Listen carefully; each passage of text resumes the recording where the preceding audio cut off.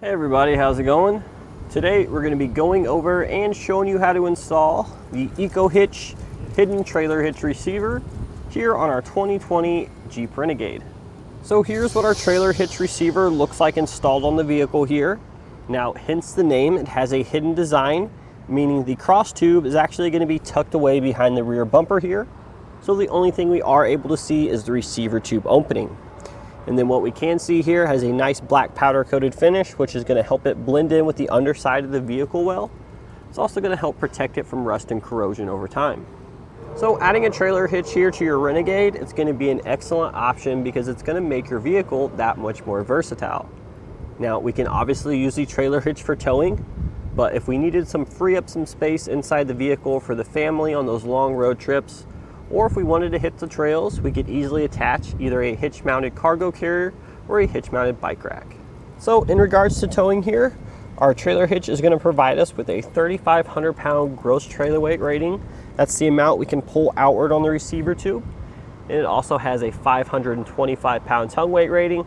That's going to be the downward force here on the receiver tube. Now keep in mind, these capacities are for the hitch only, which is actually tested separately of the vehicle.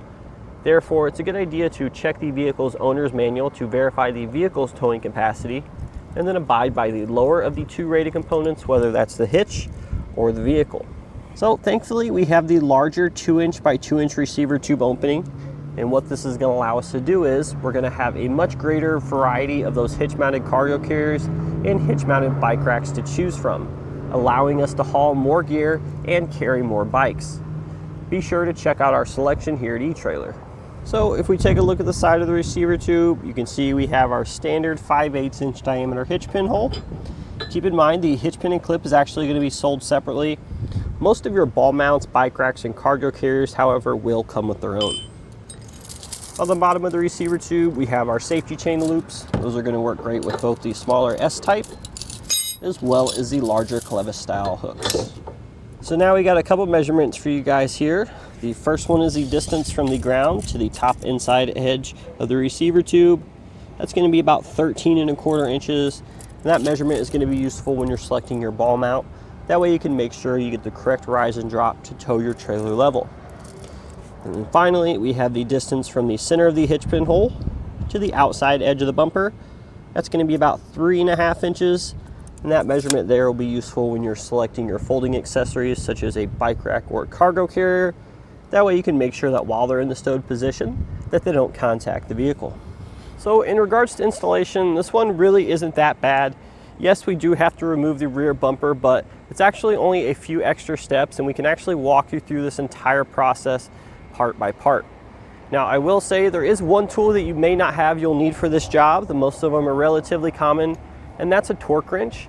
We do have cost-effective options at eTrailer you can pick up with your hitch, or in a lot of cases you can rent these from most local auto parts stores free of charge.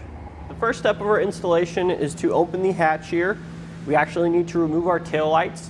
So inside the hatch there's going to be this little door we have to open, and then there'll be a thumb screw that we can loosen to actually remove the tail light and pull it out away from the vehicle. So here's that little door we talked about. There's a little tab there. We just simply press that and pivot it out of the way. Now it's kind of hard to see, but if we reach back in here, we should be able to feel for a thumb screw there. Sometimes they're kind of hard to get started, but we'll just loosen that up to remove it. Make sure we have a hand on our tail light as well so it doesn't pop out. And there's what that thumb screw looks like. Now with our screw removed, we can pull out on the taillight assembly here. There's a connector around back. You'll depress that center section and then we'll just pull straight out. Now we're going to take a T25 Torx bit. We have 2 Torx screws here. So this bottom one is kind of covered with tape. So you may need to puncture that tape there a little bit first to remove it. Next, we need to peel back our fender trim here. So to get started, I'm just going to grab the corner here to release the clips. You may be able to use some sort of pry tool, sneak it in there, just to break those first couple clips free.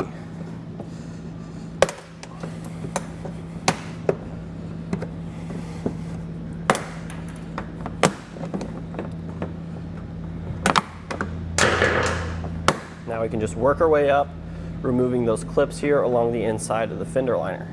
So once we pull back enough of that fender liner there, we should see that bolt inside. We'll remove that with a 7mm socket.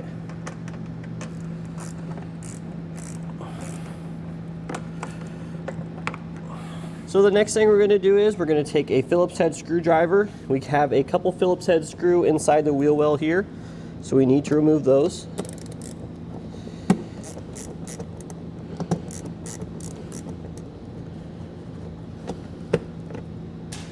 So once we get the 2 screws in the inside of the fender out, we're going to have another one on the bottom here. On each side we need to remove as well. So now we're going to repeat those same few steps that we just did over on the passenger side of the vehicle here. And then once that's done, we can come underneath here. We have a few more fasteners we need to remove. We're going to start with the 2 in the center here using our Torx bit.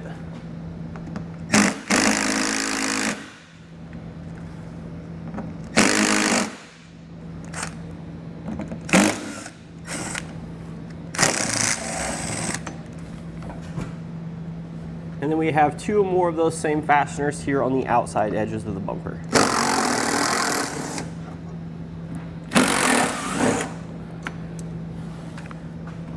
Now we're going to reach in here to either side of the vehicle here and just sort of peel out that section of the bumper.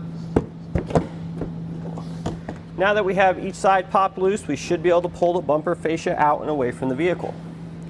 So next we're going to remove the bumper beam here. So on either side we're going to have 3 nuts attaching it to the studs, the factory studs. So we're going to use a 13mm socket so we can remove those.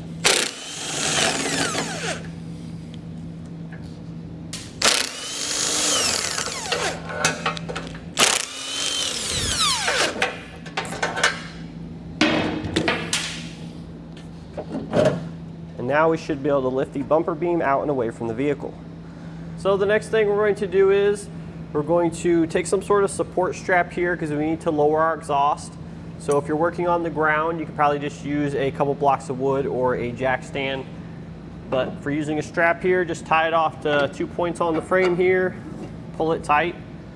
Then the next thing we're going to do is we're going to get a 13mm socket, and on either side of the vehicle here, we have a bolt holding our exhaust bracket to the vehicle. We need to remove that to lower it down.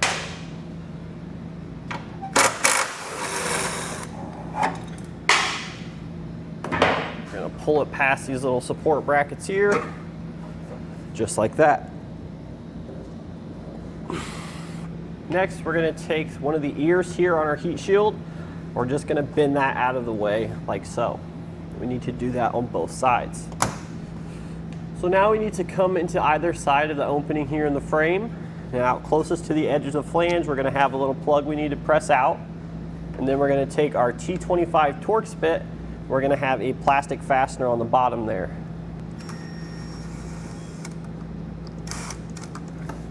Now we're ready to install some hardware inside our frame here. We're going to grab our 1/2-inch hex bolts, a star washer, and then a square washer, or a spacer block rather. And we're going to insert that into that first hole there that we removed the rubber plug from, just like so.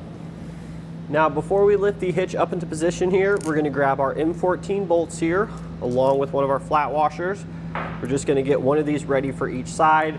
This is going to thread into the weld nut on the bottom side of the frame. It was the one that we removed this plug from. Now with an extra set of hands, we can lift our hitch up into position on the vehicle.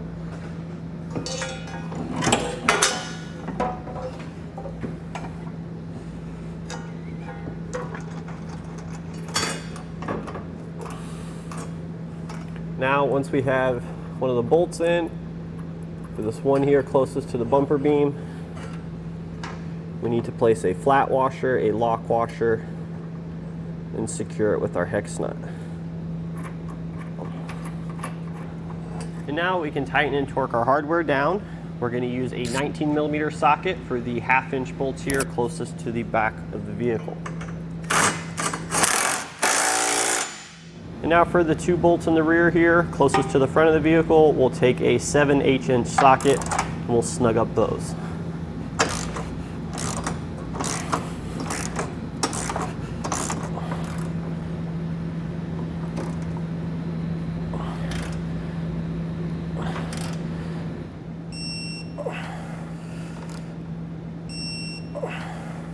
Now with our hitch mounted, we can bend the heat shield back into position like so. And then we're actually going to be bending the tabs here back on our bracket here for the exhaust as well. Once we flatten those out, we're going to take the longer M8 hex bolts in our kit here, along with a split lock washer and a flat washer, and then we're going to re-secure the exhaust back on the vehicle using those same factory holes.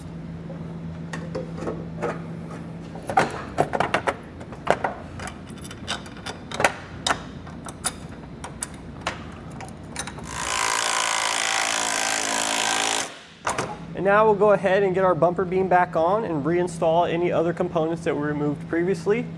Next, we'll show you how to cut the bumper, and then we can place that back on the vehicle as well.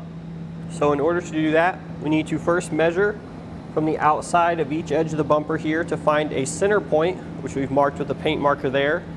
Then we need to measure over 1 1/4 inches to either side of that center line.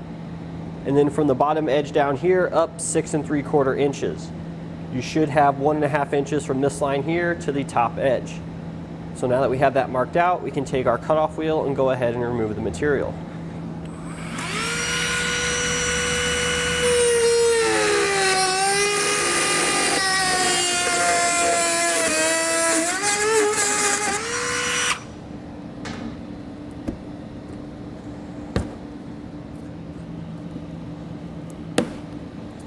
Now what we can do is come back here with a razor blade or a file and remove all those rough edges. And that's going to do it today for our look and installation of the EcoHitch Hidden Trailer Hitch Receiver here on our 2020 Jeep Renegade.